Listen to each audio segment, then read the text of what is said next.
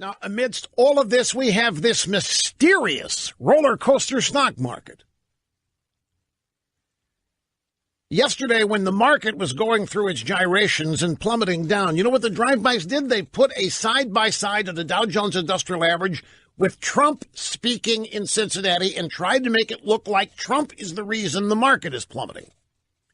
And one of the explanations that they're giving, and this is not new, I've been familiar with this for a long time, they're saying that this economic growth, this wild economic growth, and all of this job creation and the accompanying wage increases is putting inflationary pressures on the economy. And the Federal Reserve says we're going to have to raise interest rates. And that supposedly is causing the market to plunge. What causes markets to plunge is uncertainty. And I'm going to give you another ingredient, a potential ingredient into this market seesaw, if you will, and that is this. Not everybody in the market is a Democrat. Not everybody in the market is an uber liberal. There are a lot of people in the market who I think are very, very alarmed by the instability brought about by this attempt to get rid of Donald Trump. Now, you'll never see that excuse published. You'll never see that reason given as an explanation for market volatility. But as far as I'm concerned, you can't take that out of the equation here. So there are a lot of factors that go into this. The market right now is up 100 points.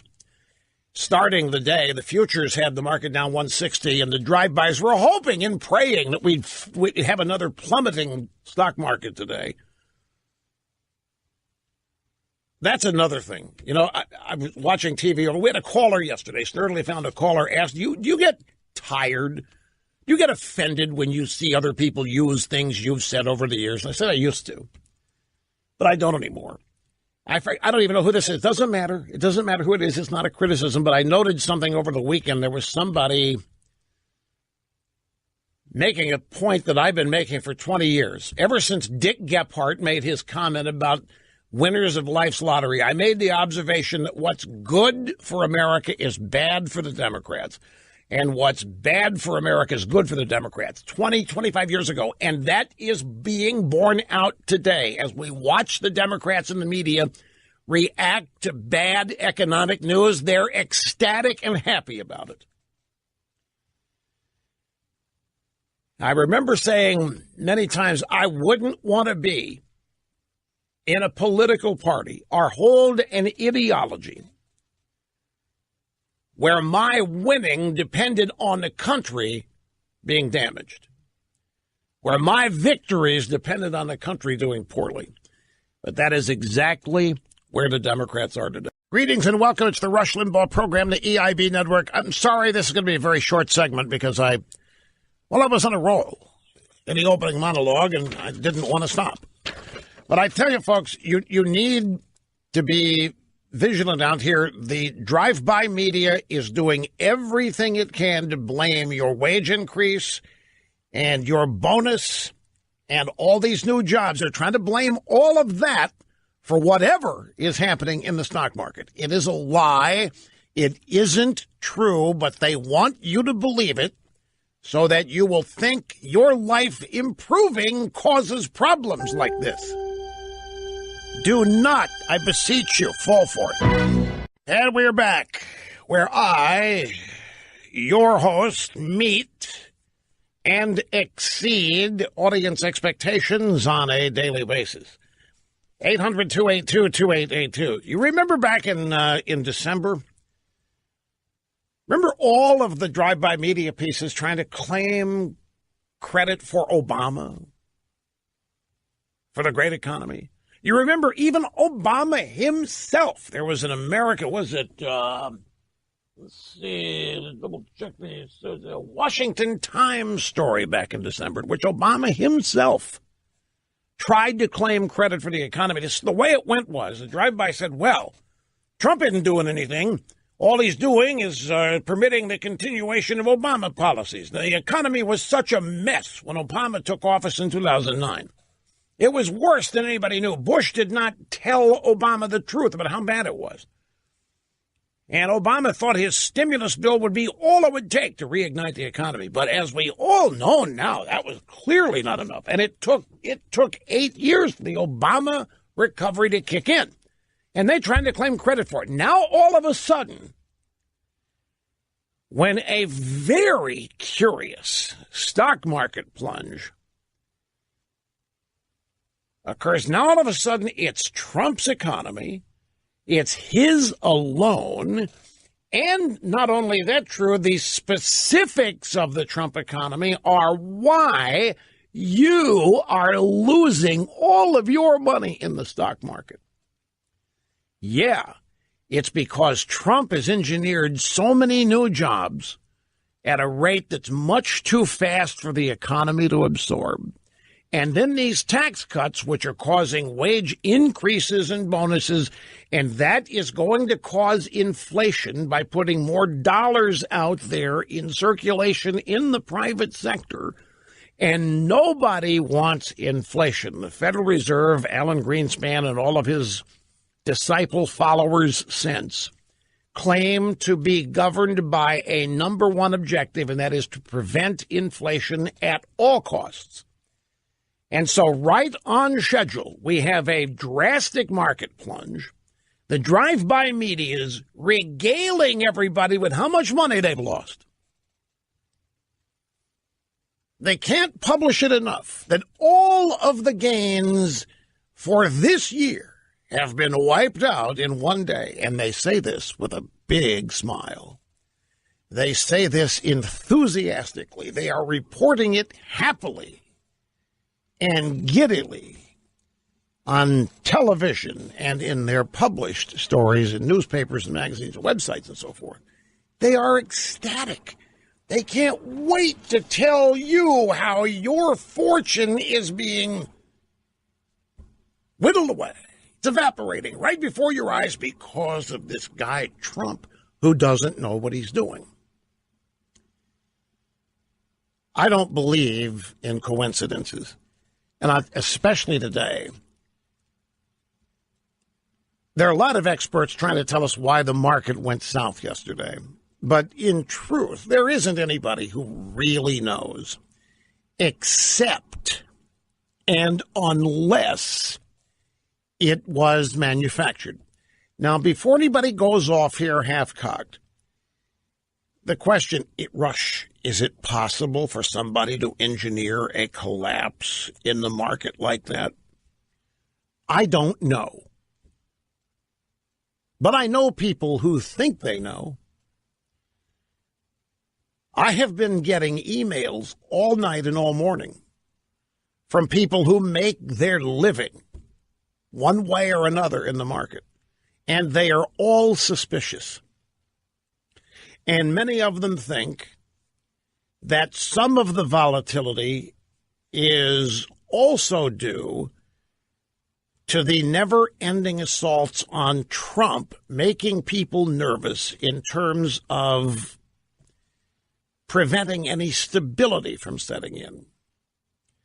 Now, we learned that much of the plunge yesterday happened once computer automatic scripts kicked in. And when market behavior plunges a certain amount or goes up a certain amount, computer trading kicks in many reasons for precautionary measures. But once it kicks in, it's hard to stop it because it's automated. I'm a novice. I'm like anybody else. I don't pay attention to market every day precisely because of things like this. And I don't live and die with the stock market. But I do pay attention to trends. I'm old enough to have ascertained trends. The market right now is up 190. Now, if there was something systemically wrong, the plunge, it seems to me, would continue today. One day of a plunge, I don't care how much, is not that big a buying opportunity. It is a buying opportunity. There's no question. But the fact that it's up now 233, 235, so it's It's coming back. But all anybody needed was a one-day plunge that was significant in order to do coordinated news reports on the failing Trump economy, particularly because Trump focuses on market activity so much and so often as evidence that his administration is a positive thing for the American economy, the American worker, and he points to the robust activity on the market as a sign. So we have a one-day plunge, which results in a cacophony of news stories all over the media, and now today, not just about the problems with your investments, but now the negative news about our culture and about our planet and about our future. It literally is overwhelming. It's so apocalyptic that it could be causing some people not to even want to get out of bed. It is that intense today, and it's not isolated. There are stories like this at least 2 or 3 times a week, all negative about our culture, all negative about the future, all negative about climate change, negative, negative, negative. And, of course, in all of these stories, there is a solution. There's a prevention. There's a way to prevent these horror stories from coming to pass. And the solution generally is a variation of vote Democrat, support big government, surrender your life to your betters and let them make decisions for you because you're incompetent and incapable. And the world is too big and too important to leave it up to you and other individuals to get it right. We need central planners, experts who can plan for a future while eliminating the drastic downsides. But remember who those people are. All during the 8 years of Obama, they reveled in the negativism, and they told you that we deserved it because we had had way too much positive economic growth, way too much superpower status that we were not deserving. We did not deserve. We come by our status in unjust and immoral ways. And so a declining economy was simply a new reality, a new norm. And we were told the Democrats are the perfect stewards for this, to limit the damage and to admit the reality that America's great days are behind us. You may not be guaranteed now of having a better life than your parents. And, of course, all this was the fault of America. It was the fault of America as founded, the fault of conservative Republican presidents who had laid the groundwork for this. But now the realists and the smart people from Harvard and Yale were now in the U.S. government, and they quickly understood the new normal, the new reality. And that is that America is no different than any other nation in the world, and we shouldn't expect to be. We shouldn't expect to be bigger, richer, more powerful. Who are we to say we're better than anybody else? Who are we to have more than anybody else? That's inherently unfair and unjust. And the Democrat Party was going to make sure that we were just one of many nations in the world with open borders, diluting our culture, and ridding this country of that which made it great, special, and unique. Because all of this would lead to permanent empowerment of the American left and the Democrat Party. Trump has upset all of those plans. Trump has come in and demonstrated that there need not be a new norm of economic decline. There need not be a new America that is not exceptional.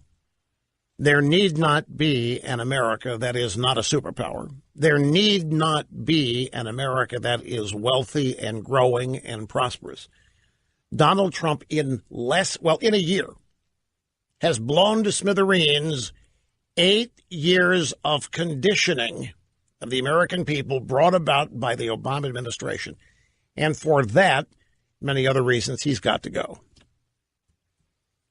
And that's what we're living in. And we're in this mess and treated every day now to a bombardment of apocalyptic, negative, pessimistic news that is written and broadcast in ways to make you believe that it is the fault of Donald Trump, Republican Party, and then conservative media. Let's take a brief time out and continue after this.